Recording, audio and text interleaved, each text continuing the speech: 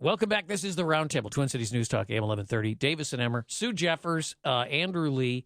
We got to talk about this week, Tom. And I know you have seen a lot of press coverage of your, I call it Tom's excellent adventure with Hamline University, where you were hired, supposedly, and then not hired because of, they've kind of admitted it, actually. One of the professors finally admitted in the Pioneer Press, I guess it was Friday, that really it was your stance on gay marriage, and we can't have you here, and we don't want you here. Very intolerant of other people's points of view. Well, it was interesting because I was hired. I was hired as an adjunct professor. I did have an agreement in principle, and my understanding was everything was done with the last formality being signing whatever version of contract the Central Administration Office had approved on November 18th with respect to a full-time position as an executive in residence. Yet the university comes out and announces that there was never an agreement. I submitted the emails. People, I was told. Well, one of them was actually published. Well, they actually published that letter that you sent. Well, the letter, but I've got emails from the university confirming that I was teaching and I'd been hired. But that part aside, the other part that is interesting, as soon as those emails were put out in the public, all of a sudden the administration stopped talking, which is probably good on their part because they recognize you don't compound wrong with more wrong by going out and lying publicly that we didn't have an agreement. You did have an agreement. But that part aside, God bless the professors, because not only are they intolerant, but they're honest about their intolerance. Yeah. They're almost arrogant in their position. There was a gentleman who was quoted. In fact, he's the one I met at my first faculty meeting. Jim, I forget the last name, but Jim was quoted as saying, "You're right. The professors did object to Tom." By the way, David Schultz, also a guy who is supposedly a nonpartisan political commentator in this town. Ha!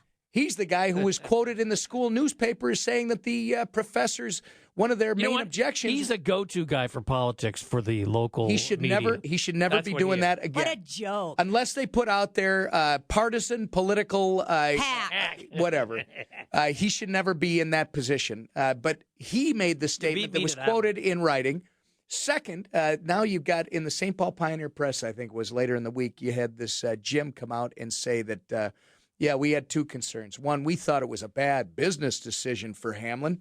Take a look at the Target example he used from the governor's race. And he said, and second, Tom Emmer, if you hire somebody with as strident a view as he has socially, by the way, the strident view is, I just happen to have the opinion, my own, that marriage should be between one man and one woman. Apparently, that's very strident for me to believe that. He said that has a tendency to make people, gays and lesbians, uncomfortable. And my response was this. That's great. On the business level, perhaps the professor should start cleaning the windows in his ivory tower so that he can actually see the business world that surrounds the campus, because he clearly can't. He might do a little research into Target after that unfortunate incident during the campaign, which I thought was very unfair. Target sales, retail sales actually went up. All right. More importantly, I led the other gubernatorial candidates in the age range 18 to 35, which Professor Jim just happens to be, last time I checked, the target market for undergraduate students for Hamline and other universities. So before he makes comments on business issues, maybe he should research that. And then I gave this, Bob, and then I'll be done. You talk about a hostile environment for gays and lesbians. What about for people with my point of view? Well, I said to the guy that asked me, I have people throwing things at me. I'm not allowed to have an opinion. I respect yours, Bob. I respect yours, Sue. But I have my own opinions, and I tend to voice them when it's appropriate. Yeah. You know what? These people don't have people throwing things at them. I've had people threaten me physically. You saw the email I got this week. I'll tell you what. Well, I also don't see them having people stopping them from working. These guys went out of their way to actually cause their employer to break a contract with me because of to do something that I was really because of my political view. Well, their opinion's okay, but yours isn't. No, your opinion must be stopped. And here's the thing: there were some actually, and in that last Pioneer Press article online, there were some eloquent comments made by people on both sides of the thing. You should read those comments because people made some great comments. One of the comments that was made was that if you are on the left side of the spectrum, they are very, and I've said this before, they tend to be extremely intolerant of people who disagree with them, as though you can't disagree with me.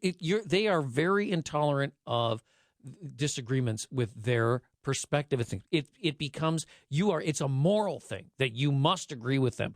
And this is the fact of life in this country is not everyone agrees with these progressive precepts, whatever they are. Whatever your opinion of marriage, not everyone agrees that it should be up to anyone to decide whether they want to marry their dog or 3 women or 2 men or whatever it is. There are people who believe that it should be between a man and a woman. And you're going to get the opportunity to vote that belief on November, whatever it is, 7th, 2012, when people will actually go to the polls and vote on the amendment, which Sue has said for a long time, let the people decide.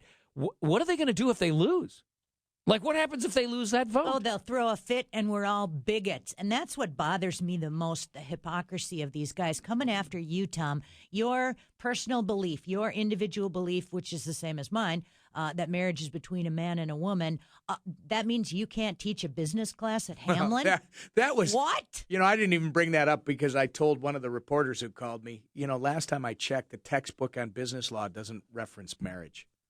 I wasn't teaching. Did Paul Krugman write it? I wasn't teaching theology. I wasn't teaching sexual relationships. And diversity. Even if you were, shouldn't you? This is a college. We're supposed to educate people to all different sides. I missed the point when suddenly marriage became a big issue on college campuses. Well, I missed the point in time when suddenly colleges became very concerned about marriage. Nobody goes to college to get married.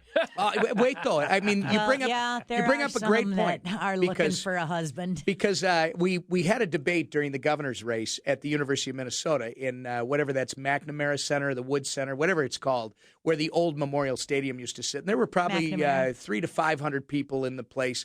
A lot of students, and they kept calling out, Andrew. They wanted your position on marriage. They wanted your position on life. And, of course, my response was, look, everybody knows what my position is, right?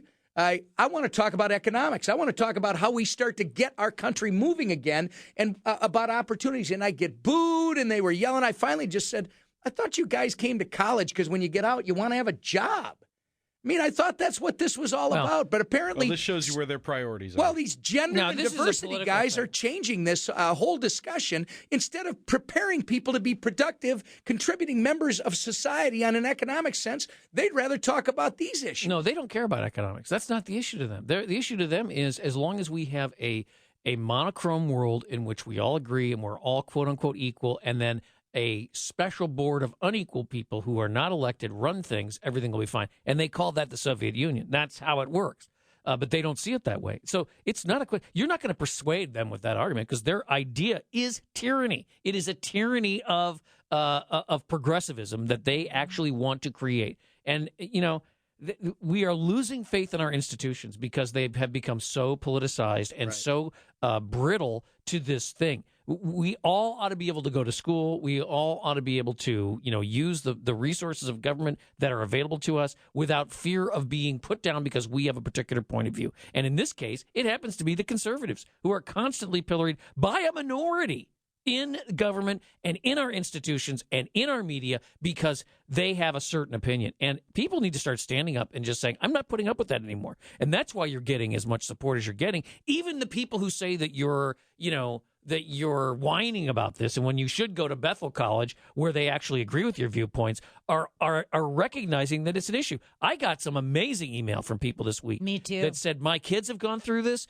They have to pick and choose, and my kid has to cherry pick professors because if you're not careful, even if you're in an Ivy League school, you're going to end up coming out, a commie because these people have taken over our institutions of higher learning. This has got to be addressed. It's got to be addressed by the federal government in terms of the funding that we're giving them. Somehow we ought to be able to address this issue in our institutions of higher learning. And you got a lot of support for your excellent adventure. Yes, you do. And a lot. Well, and thank you very much. And I know there are people that disagree with me too, but I want to make it clear. They're wrong. I want to make it clear that there are some great people over at Hamline University that do not feel the same way. No, I'm going to tell you because I know. Yeah, they accidentally let two conservatives slip by them over there. Are those the two you're talking about? No. There are some people in the administration over there that are looking for a more well-rounded approach. Yes. This was an attempt at that. Unfortunately, they ran up against the most militant, outspoken, I'm told, very minority group that just is not willing to give the students at Hamline